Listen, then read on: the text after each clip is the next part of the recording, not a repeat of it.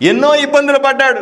ఆయనలో ప్రతిభ ఉన్న, చాలా మంది కంటే బాగా రాయగలిగినటువంటి కవి అయినా, చాలా మంది కంటే గొప్పగా రాయగలిగినటువంటి సామర్థ్యం ఉన్న కవిగా నిన్ను గుర్తించము అని, నువ్వు కవితలు రాస్తే చదవము అని, నువ్వు పాడితే మేము వినము అని, నువ్వు మాతో కూర్చొని చెప్పడానికి వీలు లేదనే భయానకమైనటువంటి అణిచివేత మధ్య ఆయన పెరిగాడు. కానీ మిత్రులారా, మీరు ఒక గొప్ప విషయాన్ని అర్థం చేసుకోవాలి. సాధారణంగా ఇంతగా అణిచిపోతే ఈ రోజు కూడా మనకు కూడా ఆలోచన చేయండి.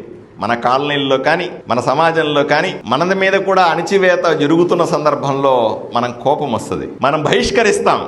ఈ సమాజం నాకేం చేయట్లేదు అంటాం. ఇంకా వీలైతే ఈ రాష్ట్రాన్ని తిడతాం, ఈ దేశాన్ని కూడా తిడతాం. అనవసరంగా ఈ దేశంలో పుట్టాం, అదే అమెరికాలో పుట్టింటే ఇంకో చోటు పుట్టింటే నేను గొప్పగా ఎదిగేవాడిని అనుకుంటాం. కొంతమంది దేశాన్ని వదిలిపోతారు, రాష్ట్రాన్ని వదిలిపోతారు, కోపం తెచ్చుకుంటారు. కానీ ఒక్క విషయాన్ని మనమందరూ అర్థం చేసుకోవాలి. గుర్రం జాషువా గారు ఇంత అణిచివేతకు గురవుతున్నా, ఇంత కుల వివక్షకు గురవుతున్నప్పటికీ కూడా ఏ రోజు కూడా దేశాన్ని కానీ రాష్ట్రాన్ని కానీ నిందించలేదు.